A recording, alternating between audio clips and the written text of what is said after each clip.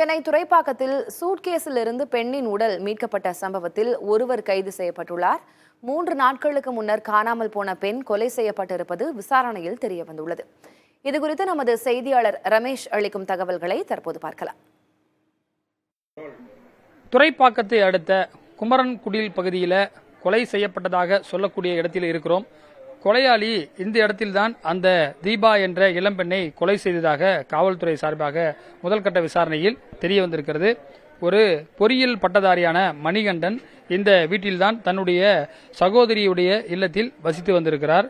2 தினங்களுக்கு முன்பாக உறவினர்கள்லாம் ஊருக்கு சென்ற பிறகு அவர் தீபா என்ற பெண்ணை அழைத்து வந்திருக்கிறார். அதற்கு பிறகு அன்றைக்கு 2 தினங்களுக்கு முன்பு ஒரு சம்பவம் நடைபெற்றிருக்கிறது. இந்த நிலையில் அவர் நேற்றுக்கு வழக்கம் போல் இருந்ததாக பக்கத்தில் இருக்கக்கூடிய குடியிருப்பு வாசிகள் தெரிவிக்கிறார்கள். நேற்றைக்கு மதியம் 2 மணி அளவில் அவர் ஒரு பெரிய சூட்கேஸை வாங்கி கொண்டு இந்த படிக்கட்டு மூலியமாக வந்ததை அக்கம் பக்கத்தில் இருக்கிறவர்கள் பார்த்திருக்கிறார்கள். இந்த நிலையில்தான் இன்று காலை 5:30 மணி அளவில் அந்த உடல் என்பது கைப்பற்றப்பட்டது. இந்த பகுதியில் ரத்த கரையெல்லாம் இருப்பதை வைத்துதான் கொலையாளி இந்த பகுதியை சேர்ந்தவராக இருக்கக்கூடும் என்ற அடிப்படையில் இன்று காலை தற்போது காவல்துறையினர் இந்த பகுதியில் மணிகண்டன் தன்னுடைய வீட்டில் குறிப்பாக உறவினர்கள் முன்னாடியில் அவர் உறங்கிக் கொண்டிருந்தார். அவரிடம் விசாரணை செய்து அழைத்து சென்றிருக்கிறார்கள்.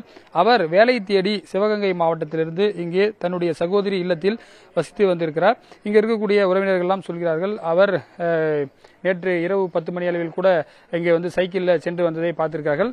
அதாவது நம்முடைய ஒளிப்பதிவாளர் கேசவன் உங்களுக்கு காட்சிப்படுத்துகிறார். இந்த பகுதியிலிருந்து தான் அவர் இந்த சூட்கேஸை எடுத்துக்கொண்டு அவர் அந்த டிராலி போன்று எடுத்துக்கொண்டு சென்றக்கூடிய காட்சிகள் போலீசாருக்கு கிடைத்திருக்கிறது. கிட்டத்தட்ட இந்த வீட்டிலிருந்து அவர் சூட்கேஸை வைத்த இடம் கிட்டத்தட்ட ஒரு 100 மீட்டர் தொலைவில் இருப்பதாக நமக்கு தெரிகிறது.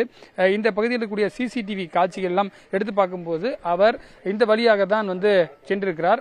அது மட்டும் இல்லாமல் காவல்துறையினர் எப்படி விசாரணை பண்ணியிருக்காங்கன்னா, இந்த பையனை நீங்க பாத்தீங்கன்னா அப்படின்னு சொல்லிட்டு ஒவ்வொரு வீடா கேட்கும்போது இந்த கீழ்ப்பகுதியில் இருக்கக்கூடிய வீட்டில் ஒரு 4 பேச்சுலர் இருக்காங்க. அவங்க சொல்றாங்க அவர் மேலதான் இருக்காரு அப்படின்னு சொன்னதுனால அவரை போய் உடனடியாக காவல்துறையினர் கிட்டத்தட்ட இந்த சூட்கேஸ் கைப்பற்று ஒரு சில மணி நேரங்களிலேயே அவரை கண்டுபிடிச்சிருக்காங்க. அது மட்டும் இல்லாமல் இந்த சிசிடிவி காட்சி இங்க இருக்கு பாத்தீங்கன்னா, இந்த சிசிடிவி மூலியமா தான் பாத்தீங்கன்னா தெரிய வந்திருக்கிறது.